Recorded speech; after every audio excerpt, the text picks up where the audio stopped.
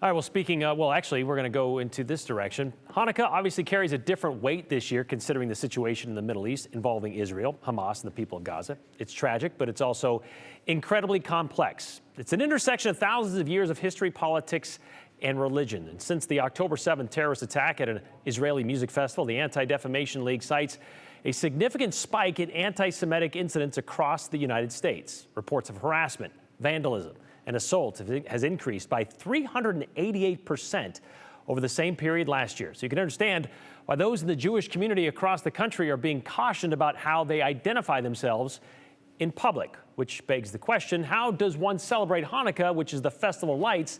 How do you do that low key? Well, in Idaho's capital city, that hasn't been the case. Joe Paris tells us Hanukkah this year has a different feel. Since the October 7th terrorist attack on Israel, Jewish communities across the United States have faced a tough reality.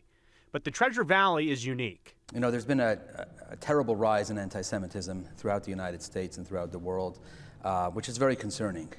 But to us, more than that, we are reassured by the tremendous outpouring of support that we've had here locally and throughout the state of Idaho. Rabbi Mendel Lifshitz with the Chabad Jewish Center in Boise recently returned from Israel. It was a unique trip. It was a whirlwind. I was there for 2.5 days.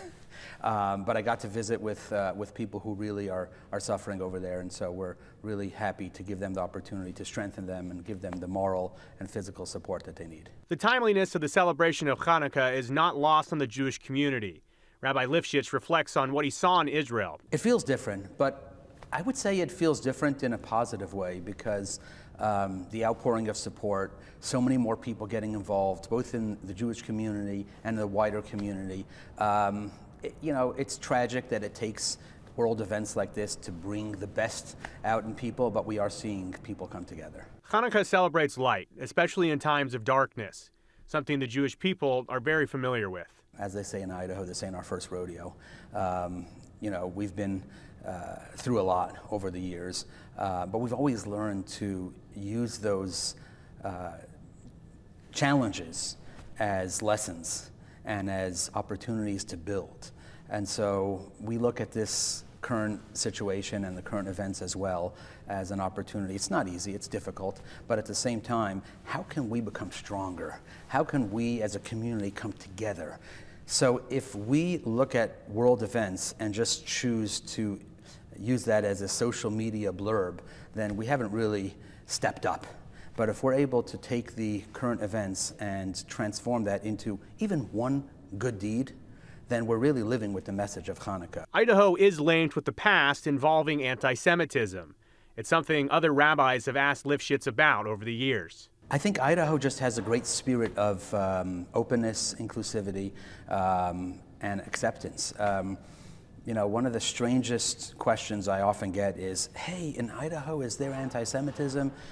People in New York and California, they're always asking me that question. And I'm happy to report that, you know, Idaho is such a welcoming place. It really is. People love to accept people for who they are. It's just one of the most hospitable and welcoming places on earth. And we love Idaho. Rabbi says he's a half-glass full guy. The very real challenges for Jews across the world come with an opportunity, one that fits the message of Chanukah seamlessly. Challenges in life do not derail you. They make you stronger.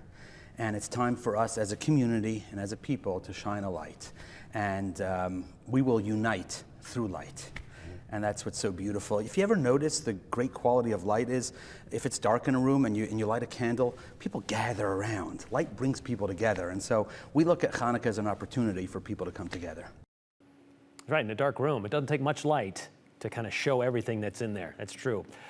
That event goes until 6 p.m. tonight, happening right now at the state capitol for about another hour or so. You find music, dancing, the lighting of menorah, of course, and tonight marks the 5th night of Hanukkah. It'll wrap up later this week, the Festival of Lights, after the 8th night.